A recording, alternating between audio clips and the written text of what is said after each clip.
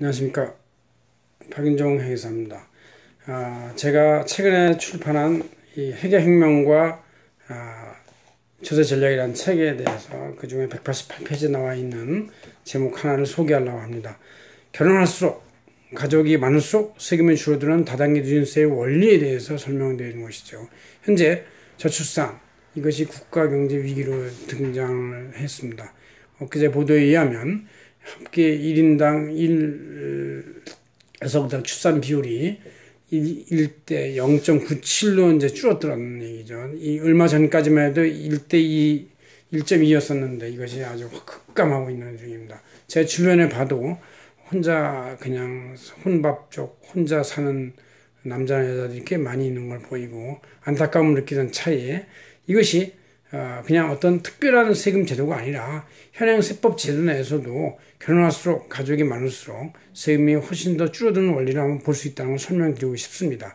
먼저 결혼하게 되면은 재산을 단독 명의가 아니라 부부 공동 명의로 이렇게 분산 등기를 할 수가 있는데, 분산 등기하게 되면은 소득 원천, 자금 추처 원천이 두 명으로 입증이 되기 때문에 좀 더 큰 재산을 유증자 없이 사도 충분히 자기 원천이 입증이 돼서 증여 문제가 없습니다. 게다가 배우자 간에 6억 원 증여를 10년 단위로 할 수가 있다는 얘기죠. 6억 원이라는 것은 10년 단위로 보면 1년 단위로 계산해야 한다면 6천만 원이 되니까 어떤 건실한 생활 경제인 가장이 1년 동안 생활비 쓰고 남는 돈 6천만 원이 넘기가 쉽지가 않습니다. 그래서 결국 10년 동안에 6천만 원씩 6억 원이 된다는 얘기는 매년 증여를 생활비를 전액 월급을 증여해도 증여세가 하나도 없다는 얘기고, 따라서 이 가족 간의 부부 간의 재산의 그 관리에 대해서는 실제 증여세가 거의 부담이 되지 않고 있습니다. 그 다음에 부부 간의 공동 명의로 취득한 부동산을 임대하거나 또 소득이 발생할 때 거기서 나오는 종합소득세도 단독 명의로 하면 하나로 되지만 두 명 명의로 하면 두 개로 배분이 돼가지고 다단계 누진세율의 낮은 세율인 6%부터 14% 이렇게 올라가는 구조를 두 개 다를 향유하게 됩니다. 그래서 실질적으로 합법적으로 세금이 배분되는 효과가 생기고, 또 최종적으로 나중에 양도할 때도 양도 차익이 두 명 걸로 구분이 되기 때문에 낮은 세율 그대로 향유할 수가 있습니다.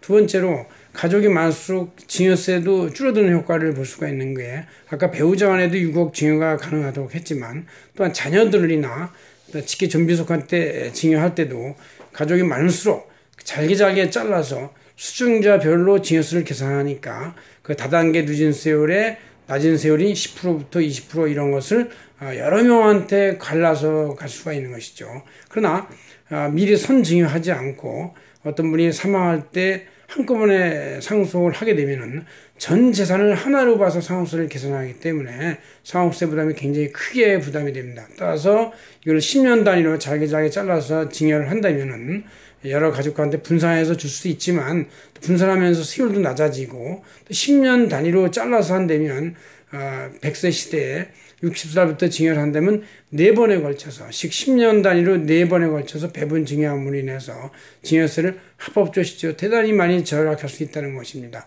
따라서 무슨 특별한 결혼에 대한 촉진금 지원 제도나 자녀에 대한 다자녀 출산 지원 제도 이런 것이 없어도 현행세법 자체 내에서도 이미 결혼할수록 또 자녀가 많을수록 더 세금이 줄어드는 구조가 이미 내재되어 있다는 걸 아시고, 여러분들이 좀 더 어려움이 있다 하더라도 결혼하셔서 출산이 장려돼야 되는 것이, 그게 개인적 행복에도 중요하지만 국가 경제와 우리 민족의 생존에도 대단히 중요하다는 것을 한번 말씀드려서 이 자리에 나왔습니다. 안녕히 계십시오. 박인종입니다.